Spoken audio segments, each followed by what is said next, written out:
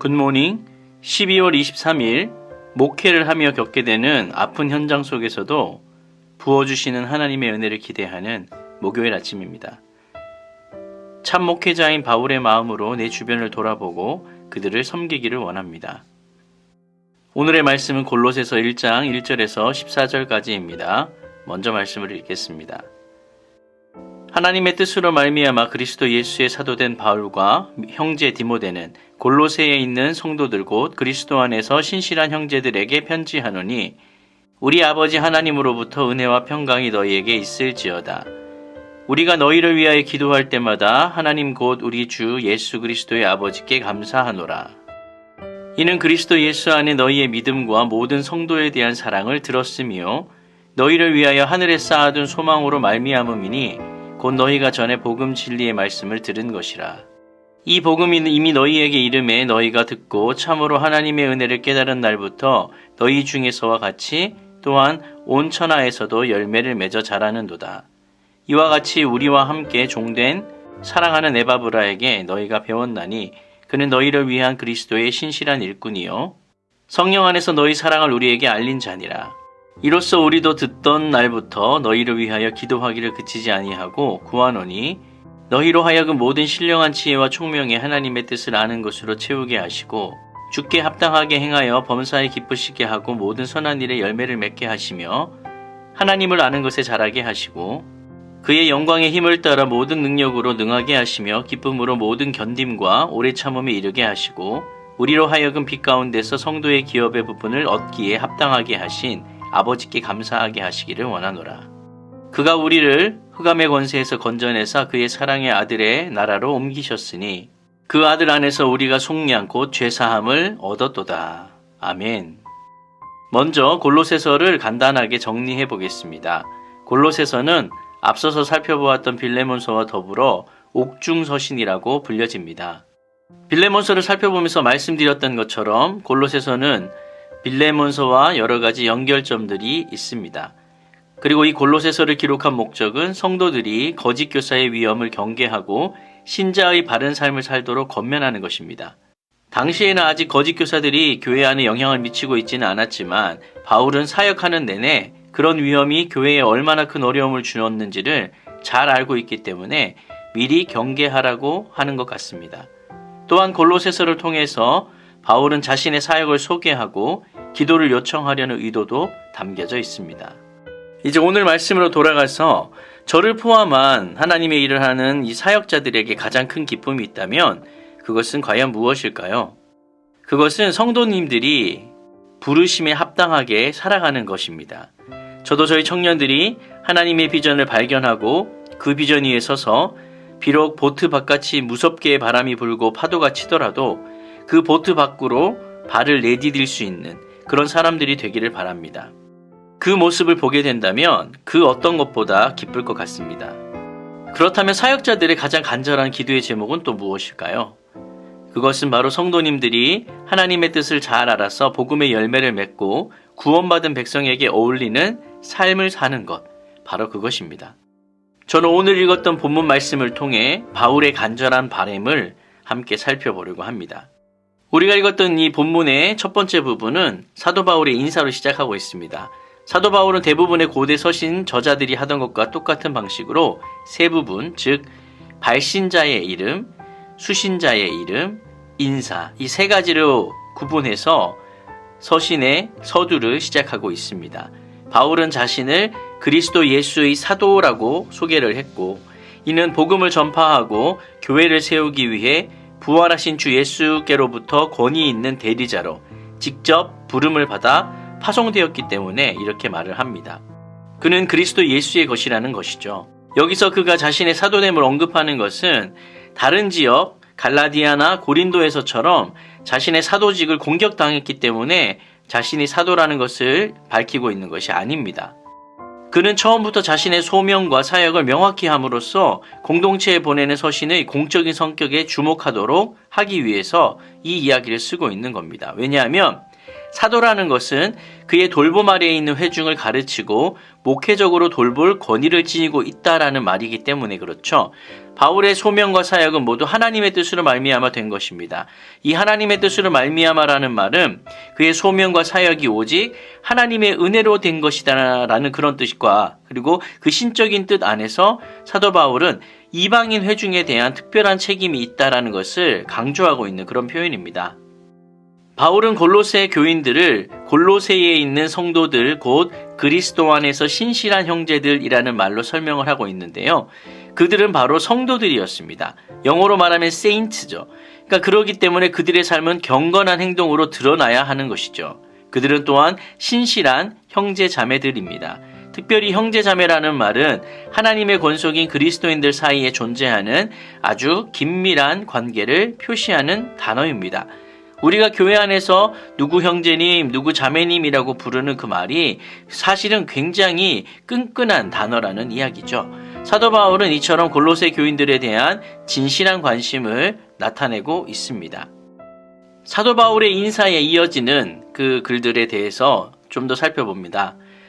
사도 바울은 평소의 습관대로 그의 독자들로 인해 하나님께 감사하는데요. 개인적으로 받은 도움에 대한 감사를 표현하므로 자기중심적일 수 있는 대부분의 감사와는 달리 바울은 하나님이 다른 사람들의 삶에서 행하신 것으로 인해 하나님께 감사합니다. 나를 도와주어서 감사해요. 나에게 헌금해 주셔서 감사해요. 나에게 기도해 주셔서 감사해요가 아니고 다른 사람의 삶에 행하신 하나님의 어떤 능력과 하나님의 일하신 것으로 인해 하나님께 감사를 하는 겁니다. 그는 골로새 교인들, 그리스도인들의 성장에 대해 하나님께 일일이 감사를 드리고 이어서 그들에게 지식 또는 아는 것 그리고 또 경건한 행동에 진보가 있기를 기도하고 있습니다. 3절을 영어 성경으로 살펴보면요. 그들이 항상 감사했다라는 것을 우리가 확인할 수 있습니다. 한글 성경에는 항상이라는 단어가 표현되어 있지 않은데요. 영어 성경을 보면 We always thank God 이렇게 되어 있어요. 그러니까 항상, always, 항상 감사했다라는 말이에요. 그리고 4절을 보면 이는 그리스도 예수 안에 있는 너희의 믿음과 모든 성도에 대한 사랑을 들었음이요 라고 되어 있습니다. 바울의 감사의 근거는 독자들의 믿음과 사랑입니다. 믿음이 없이는 그리스도인의 삶이 존재할 수가 없는 것이고 또 그래서 믿음은 그리스도 예수 안에서 살고 활동을 합니다. 그리스도 안에 있지 않으면 믿음이 아닌 것이죠. 그리고 이 믿음은 사랑함으로써 역사를 하게 되는데요. 그러니까 사랑이라는 그 행위, 또 사랑이라는 그 감정, 이 사랑을 통해서 믿음이 진짜라는 것이 확인되어지는 겁니다. 사도 바울은 믿음과 사랑이 또한 소망이라는 것에 근거하고 있는데 이 소망은 그들을 위하여 아주 안전하게 하늘에 쌓여 있기 때문에 힘으로도 사람으로도 또 다른 그 무엇으로도 그것을 손상시킬 수 없다라고 말합니다. 비록 그들의 눈으로 볼 수는 없지만 이 소망은 그리스도에게 초점이 맞추어져 있고 그분이 오실 그때에 나타나게 될 것입니다. 이 때문에 그리스도인들은 마음을 하늘로 향하게 하고 그리스도에 대한 생각이 그들의 삶을 지배하도록 그렇게 해야 되는 것이죠. 로마의 바울은 골로새 성도들의 믿음과 사랑의 소식에 감사해야 합니다. 이는 하늘에 쌓아둔 하나님 나라에 대한 소망에서 나왔고 현실이 전부라고 여긴다면 예수님의 통치 아래서 믿음으로 살 수 없고 성도를 사랑할 수도 없습니다. 그렇다면 이 소망은 또 어떻게 생기는 걸까요? 복음, 즉 진리의 말씀을 듣고 나서 이것이 생겨나게 됩니다. 자신들에게 이 땅을 줄 수 없는 저 하늘에 쌓아둔 소망이 있다는 사실을 말입니다. 하늘 소망이라는 찬양에 이런 구절이 나와요. 나 지금은 비록 땅을 벗하며 살지라도 내 영혼 저 하늘을 디디며 사네. 내 주님 계신 눈물 없는 곳 저 하늘에 숨겨둔 내 소망 있네. 저 하늘에 숨겨둔 내 소망. 그 소망은 그 누구도 가져갈 수가 없습니다. 골로새 성도들의 삶에 열매가 맺혔고 신앙이 자라고 있습니다. 이는 에바브라를 통해서 성도들이 복음을 듣고 하나님의 은혜를 깨달으면서 시작된 역사입니다.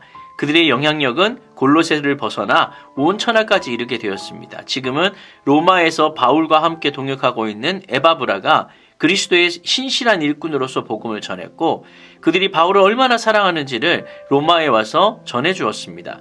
성도를 변화시킨 복음이 있었고 또 그 복음을 전해준 신실한 일꾼이 있었습니다. 오늘 말씀을 통해 제가 세 번째로 살펴보고자 하는 것은 지식과 경건한 행동을 위한 기도입니다. 바울은 골로새 교인들을 위한 자신의 기도의 내용을 자세하게 설명하고 있어요. 그는 이 기도에서 자신이 중요하게 생각하는 것이 무엇인지를 이야기하고 암암리에 골로새 교인들에게 적극적으로 여기에 반응할 것을 촉구합니다. 간단히 말하면 바울의 기도는 그 골로새 교인들이 하나님의 뜻을 알아서 그 뜻을 행할 수 있는 능력, 그것을 갖게 해달라는 것이 바로 그 골자입니다. 3에서 8절까지의 감사, 그리고 9에서 14절까지의 중보기도의 단락이 긴밀하게 연결이 되어 있는데 이것을 통해 알 수 있는 것은 바울은 진짜 목회자였다라는 것을 보여줍니다. 즉 그는 골로새 교인들의 성장으로 인해 하나님께 감사하는 한편 그들의 총명과 경건한 행동이 더욱더 자라기를 원했고 그들이 교회 안으로 침투하고 있던 그 거짓 교훈, 그 가짜 복음에 잘 대처하기를 원했습니다. 사도 바울은 성도들이 하나님의 뜻을 잘 알아서 하나님에게 합당한 그런 삶을 살도록 그렇게 합당하게 행할 수 있도록 해달라고 기도를 합니다. 어떻게 주님의 뜻을 그럼 우리가 알 수 있을까요? 결국 우리가 주님의 뜻을 알 수 있는 방법은 성령께서 주시는 지혜와 총명 혹은 이해력으로 거짓 가르침을 분별할 수 있어야 합니다. 무엇이 그럼 주님께 합당한 삶입니까? 모든 삶에서 또 모든 선한 일에서 열매를 맺고 하나님을 아는 지식에서 자라가고 세상의 주권자 되시는 하나님이 주신 능력을 힘입어 모든 것을 견디고 참된 기쁨으로 참는 것, 그리고 하나님의 영원한 나라 그 기업에 참여하게 하신 하나님께 감사하는 것입니다. 오늘 말씀을 좀 정리를 하겠습니다.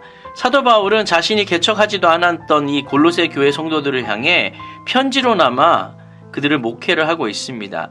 그들의 믿음과 소망과 사랑의 삶에 감사하고 하나님께서 그들에게 지혜와 총명을 주셔서 영광의 그날까지 잘 인내하고 잘 견디며 잘 자라게 해달라고 그렇게 기도하고 있습니다.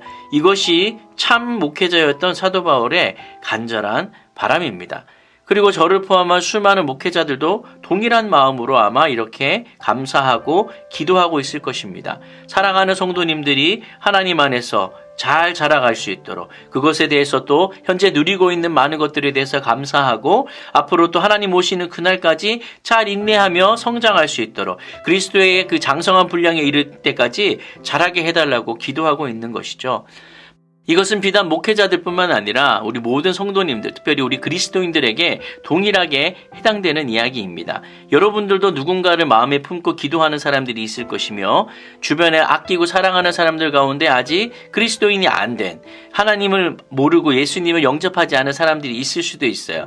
그분들을 품고 여러분이 기도하실 텐데 여러분 그렇게 여러분의 주변에 있는 한 사람 한 사람 연약한 성도들 또 아직 예수님을 알지 못하는 그 사람들에게 예수님을 증거하고 또 이렇게 여러분이 감사하고 기도할 수 있는 여러분이 되셔야 합니다. 왜냐하면 우리는 주님으로부터 먼저 사랑을 받은 자이기 때문에 그 사랑을 흘려보내고 나누어야 할 의무가 있는 것입니다. 여러분의 이것이 간절한 바람이 되시기를 예수님의 이름으로 축원드립니다. 아멘.